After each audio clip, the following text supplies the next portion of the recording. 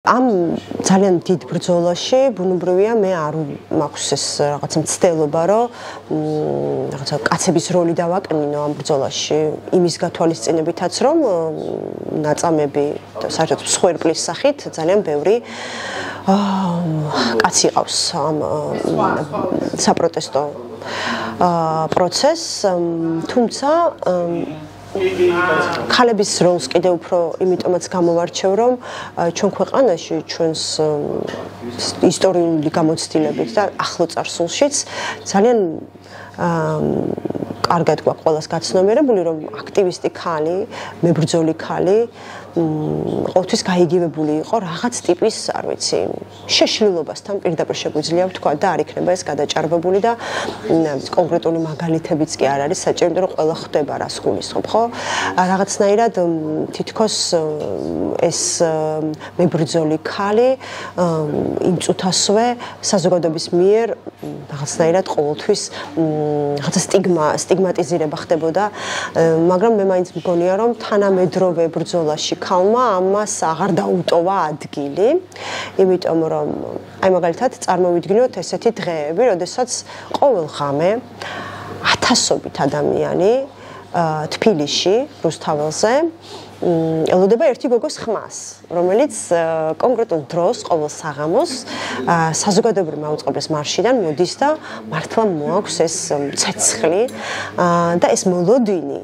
და მე ბედნიერი ვარ რომ ყოველ ჯერზე ამას ვუყურებ, მოლოდინი როცა შენ ასე გელოდება ამდენი ადამიანი, ამდენი დათრგუნული, გაბრაზებული, მაგრამ იმედით სავსე რომ შენი ხმა რაღაცნაირად ძალას შემატებს, ეს არის ძალიან მნიშვნელოვანი. ამიტომ შეგვიძლია პირდაპირ ვთქვა, რომ ხმა პირდაპირ გაგებითაც პროტესტს აქვს ხალის. მზია ამაღლობელი, რომელმაც თავის თავში გააერთიანა და როგორც სიმბოლო იქცა პროტესტის, ამიტომ ამ შემთხვევაშიც ვთქვათ, ხალია გამოკვეთილი და იცი რა არის რაღაცაერთ მე ვფიქრობ რომ რადგან ყოველდღიურობა დღეს ეს საპროტესტო მოძრაობა, ხო?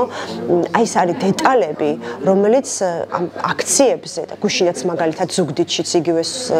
ვუყურე, ხო? ეს ხალების აქტიურობა იქნება ეს ჩაის და ცხელი ჩაი, ცხელი ყავა, ცხელი რაღაცა საჭმელი, რომ იქ ყველაფერი იყოს ისე რომ რაღაცა ერთმანეთს გაუადვილდეს სიცივეში ყოფნა, იმიტომ რომ ესეც ხო ჩვენი გამოცდა არის რეალურად ჩვენ ისეთ ამინდში ვართ ხოლმე გარეთ, როდესაც აი მაღაზიაში წასვლაც კი სხვა დროს ეზარებოდა ადამიანს. ამიტომ აი ეს ხალის ველში ვხედავ უფრო მეც ამ პროტესტს, მიუხედავად იმისა, რომ კიდევ ერთხელ ვამბობ, არანაირად არ ვაკნინებ კაცების როლს, იმიტომ რომ მათ ძალიან დიდი დარტყმა მიიღეს და იგივე ჩვენი მეგობრები და სინდისის პატიმრების ძირითადი ნაწილი ხო ეგ არის. ხალების ამ შეუპოვარმა ბრძოლამ არ ვიცი რამდენად სწორი ტერმინია, მაგრამ რაღაც თვალსაზრისით დააბნია კიდეც მოწინააღმდეგე მხარე. დააბნევაში ვგულისხმობ მაგალითისთვის, ერთი კონკრეტული მაგალითით შეგვიძლია ვთქვათ მარიამ სიჭინავას ამბავი, ხო? აბსოლუტური დაუმორჩილებლობა. დაუმორჩილებლობა თავისი შემოქმედებითი, ასე ვთქვათ, შემოქმედებანარევი პროტესტის ფორმით, ხო? იმიტომ რომ ჩვენ არაერთი იმიჯით ვნახეთ, ეს ძალიან საინტერესო აქტივისტი. და ეს აბნევს, დარწმუნებული ვარ ასეა და შეფასებებიც შესაბამის მოწმობს. ყველაზე მძიმე ჩემთვის პროტესტის დასაწყისში იყო ის დღე, როდესაც გოგო, რომელიც შემდეგ გავიცან, იმიტომ საერთოდ არ ვიცნობდი, არის ნათია ძიძიგური, რომლის ისტორიაც ასეთია, რომ ის დაჩოქილი გადაიყვანეს პოლიციელებმა შესაბამის უწყებაში. ეს იყო რაღაც დავარქვათ საპროტესტო მოძრაობის გარიჟრაჟი იყო ჯერ კიდევ მელიქიშვილის და ვარაზისხევის პროტესტის პერიოდი იყო და აი ამ ამბავმა ჩემში გამოიწვია ყველაზე დიდი გაბრაზება. მიუხედავად იმისა, რომ მანამდეც რაღაცა მძიმე ამბები მომხდარი იყო. იმიტომ რომ დასჯის ეს ფორმა დათრგუნვის ეს ფორმა შეგნებულად და გააზრებულად გაკეთებული არის უფრო მძიმე აი არ ვიცი რამდენად სწორ აღწერა, ვიდრე შეიძლება ეს იყოს მართლა ფიზიკური ძალადობა. იმიტომ რომ ჩვენ არ უნდა დაგვავიწყდეს, რომ ადამიანი სწორედ აი ასეთი ქმედებით შეიძლება დაინგრეს და დაიშალოს, სულ არ იყოს საჭირო სხვა რაღაც ტიპის ძალადობა. ამიტომ აი ეს ქალის დამცირების ეს რაღაცა სცენარში ჩადებული ეს ქალის დამცირების სხვადასხვა სერია ბუნებრივია გულისხმობს იმას რომ გათანაბრებული აქვთ და დაშვებული და მიღებული აქვთ ის რომ ქალი ძალიან ძლიერია ამ ბრძოლაში და შესაბამისად ყველა არსებული მექანიზმით იბრძვიან იმიტომ რომ ჯერ ესეთი ამ ხელისუფლებისთვის ქალზე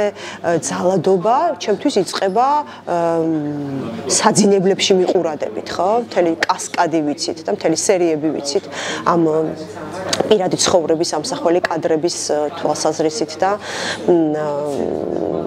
ეს ძალიან მძიმე გამოცდილებებია. ამიტომ ეს მექანიზმი რომელიც ამუშავებულია და სხვადასხვა მეთოდით ასე ვთქვათ ცდილობს ქალის განეიტრალებას ძალიან ხილულია ამას არანაირი ისეთი გამორჩეული დაკვირვება არ ჭირდება. ზედაპირზეა ჩანს და ყოველდღიურობა არის ეს ხო იმიტომ რომ ქალები ძალიან მკვეთრად იბრძვიან და ძალიან შეუპოვრები არიან ამ ბრძოლაში და არაფერზე უკან არ იხევენ და შეიძლება ფიზიკური თვალსაზრისით ძალიან რთული იყოს წინააღმდეგობის გაწევა ხო კაცისთვის იმიტომ რომ ვიცით რომ ფიზიკურად მარტივად მოგერევა მაგრამ ეს პრინციპულობა და ეს როგორ თქვა არდანებება და შეუჩერებელი შეუპოვარი გაჯიუტებული ბრძოლა მე ვფიქრობ რომ იქით მხარესთვის აჩენს ძალიან ხილულ მაგალითებს იმისა რომ ეს ნამდვილად ასია რომ ქალების ბრძოლაა ბზიას ამბავი ეს არ ყოფილა მარტო ბზიას ამბავი ხო აბსოლუტური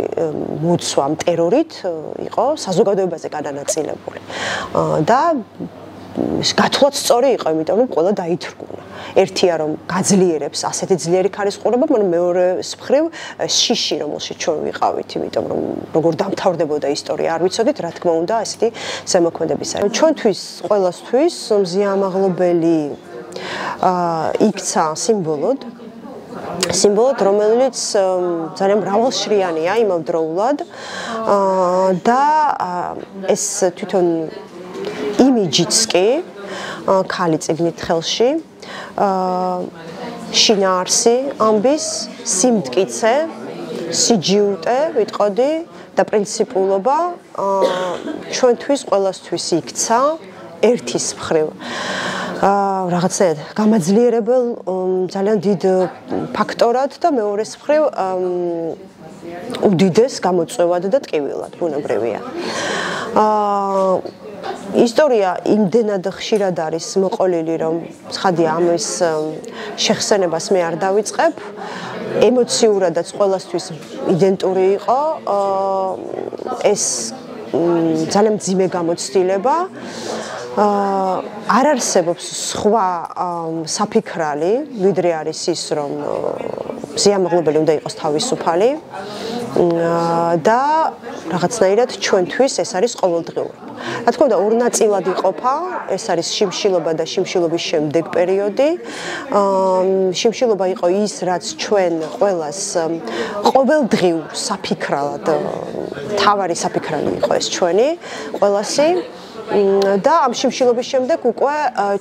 ჩვენივე სიხარული იქცა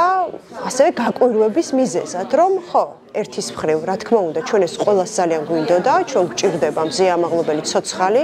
მებრძოლი და მეორეს მხრივ ვართ ისევ უსამართლობის ფაზაში დარჩენილები, ხო? იმიტომ რომ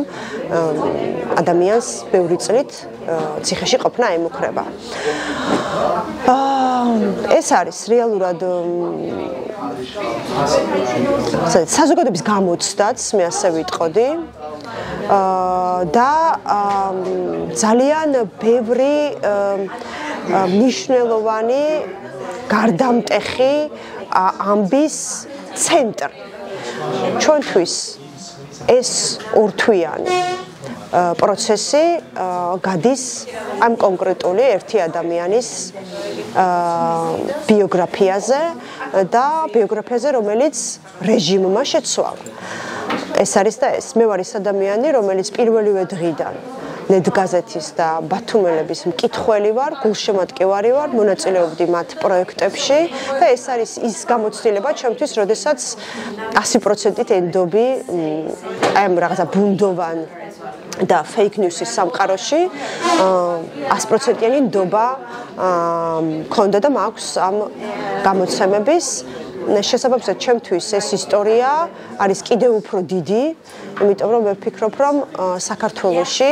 შექმნილ ძალიან მნიშვნელოვან პროდუქტებში, ძალიან მნიშვნელოვან პლატფორმებში ეს არის უმნიშვნელოვანესი, რასაც ნედგაზეთი და რასაც ბათუმელები ჰქვია. ამიტომ ჩვენთვის ერთის მხრივ შფოთი თითქოს დასრულებულია შიმშილობას რაც უკავშირდებოდა, მაგრამ არანაირად არ გადის, ასე ვთქვათ, აქტუალობის ჩარჩოდან მზიას საკითხი, იმიტომ რომ კიდევ ერთხელ ვიტყვი, აი ამდენ უსამართლო ისტორიაში, რომელსაც ეს მთელი ეს ქრონიკა აერთიანებს და უკავშირდება 400-ზე მეტ ადამიანს და კიდევ უფრო დიდია ეს წრე სამწუხაროდ, მაინც მზია არის ჩემთვის ცენტრში და შესაბამისად მზიას თავისუფლება გულისხმობს ჩვენი გამარჯვების ძალიან დიდ ნაწილს. ის, რასაც ადრე, არ ვიცი, მეტაფორულად მოვიხსენიებდით ხოლმე, რომ წიგნი არის ჩვენი თოფწამალი, წიგნი არის ჩვენთვის იარაღი, უცებ ეს ყველაფერი აი ესე ახდა და ასრულდა პირდაპირ გაგებით. და რაღაცნაირი თითქოს ეგოისტური განცდაც კი მქონდა, რომ აი ხო ამბობდით, რომ წიგნები ძალიან მნიშვნელოვანია და რომ წიგნებს შეუძლია ასეთი შთაბეჭდილების მოხდენა და წიგნებს შეუძლია შეცვალოს რეალობა და წიგნით ხელში მდგარმა მზია ამაღობელმა რეალობა მართლა შეცვალა.